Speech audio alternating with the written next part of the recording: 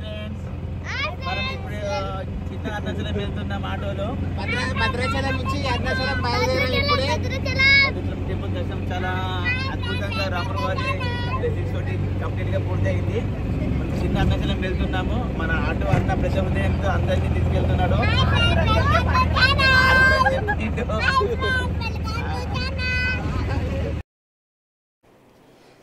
Hi everyone, welcome back to my channel. మా వాళ్ళైతే welcome చెప్పేశారు కదా, అదండి. మేమైతే తెలంగాణలో ఉన్న చిన్న అరుణాచలంకి అయితే వచ్చేసాము. ఇది భద్రాచలంకి దగ్గరలో ఉంది.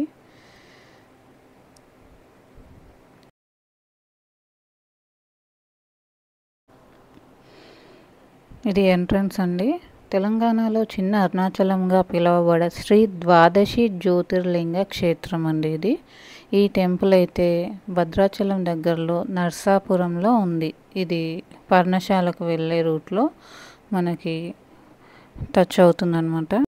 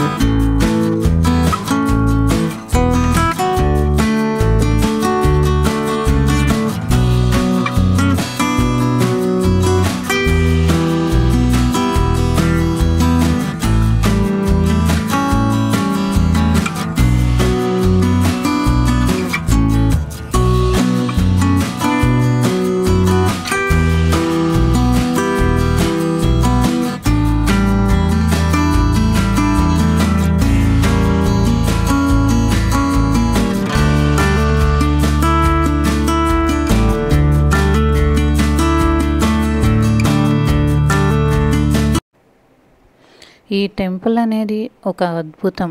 ఎందుకంటే ఈ టెంపుల్లో 1008 సహస్రలింగాలు ఉన్నాయి.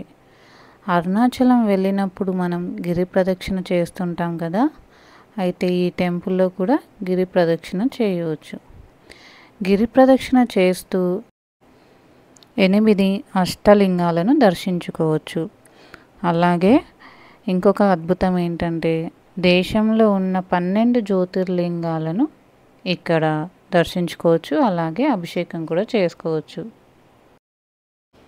మరకతలింగం, స్ఫటికలింగం, పాదలింగం, అర్ధనారీశ్వరలింగం, అలాగే మోక్షద్వారం, ఇలా 1014 శివలింగాలు ఇక్కడ దర్శించుకోవచ్చు.